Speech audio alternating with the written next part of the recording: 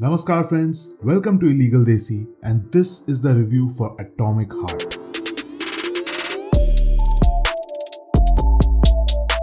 Before we begin, if you like the video then do leave a like and subscribe to the channel. It helps me out more than you know. Even if you don't, I hope the video was well worth your time. As always, your feedback is more than welcome down in the comments below. The plot looks simple enough at first. Your Agent P3, also known as Major Nechayev, in an alternate Soviet Union, which rose to new heights thanks to its technological advancement, especially in robotics, being able to mass produce robots. In what almost looks like a page from the Terminator, the robots start taking over and killing all humans.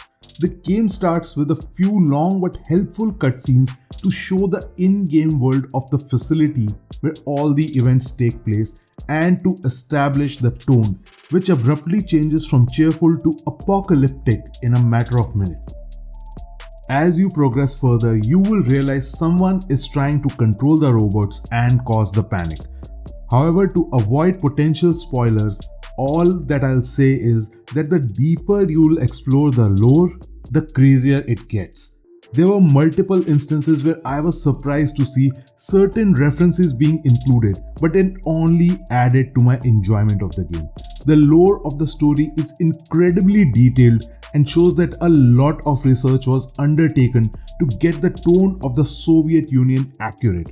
From the politics of the Communist Politburo to motivation of every single person you get to meet, whether they are dead or alive, right down to the detailed history of this alternate Soviet Union, it's my second favorite thing about the game. My favorite thing about Atomic Heart is definitely the graphics. The world looks well detailed, amazingly designed and extremely Soviet, right to the robots that want to kill you.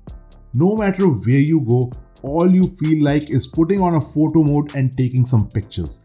Every single place looks like it has a story to tell, and it feels great to see that everything feels like it's been placed there for a reason. Whether it's the backdrop of the mountains, each of the facilities that you visit, there is barely a moment where I wasn't impressed. I did experience stuttering and frame drop issues, but those were few and far between.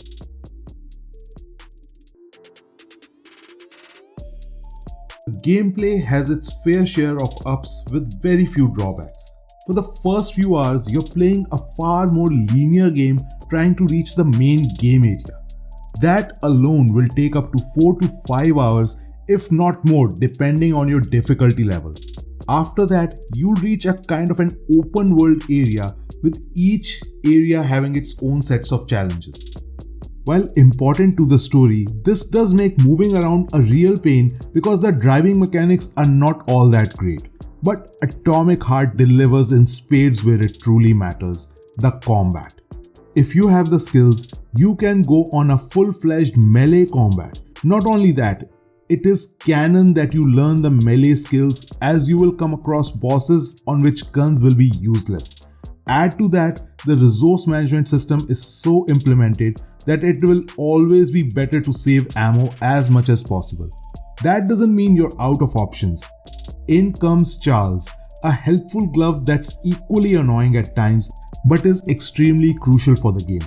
Not only will you be using Charles' skills to help unlocking puzzle locks across the world, but his sets of skills come extremely handy in combat, from shocking your enemies to freezing them up and levitating them so you can shoot them how you want. Speaking of resource management, you will also come across an extremely affectionate robot repair vendor where you can create new weapons if you find the blueprint for it, and also other important supplies to ensure you're stocked up. Picking up resources is also easy, as the glove will not only tell you where the resources are around but will also pull them towards you. In addition, as there are little to no NPC in the game, the Soviet tech will allow you to talk to dead bodies, which can be helpful in understanding the day-to-day role of a Soviet citizen, as well as get helpful hints in the game. One of my biggest complaints with this game is the lack of a manual save option wherever you want. Instead, you will either have to cross certain checkpoints for the game to autosave or do a manual save at one of these machines. Another issue were a handful of bugs that I encountered. In one instance, I couldn't press the button for a lift and had to load my game from a save file, causing me to lose about 30 minutes of progress. And in multiple instances, when I was ganged up by 2 or more robots, moving around to a safer distance was a task in itself, and I died a couple of times because of that. The enemy variety is also a bit on the lighter side, but the boss fights that are there do make up for it in spades. If there was one game that I can draw a complete parallel to with this, it's BioShock. Right from the floating starter world, which reminded me of Columbia from Infinite, to these cameras that turn red on seeing you and call upon robots to attack you. Add to it that Charles works in a similar manner as a DNA structure change without a mana potion, of course.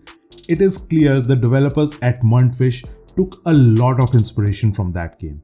Since launch, the game has received 3 major updates, and the devs are addressing a couple of additional issues which the game is facing, and this is the only thing holding me back to recommending it from playing it now.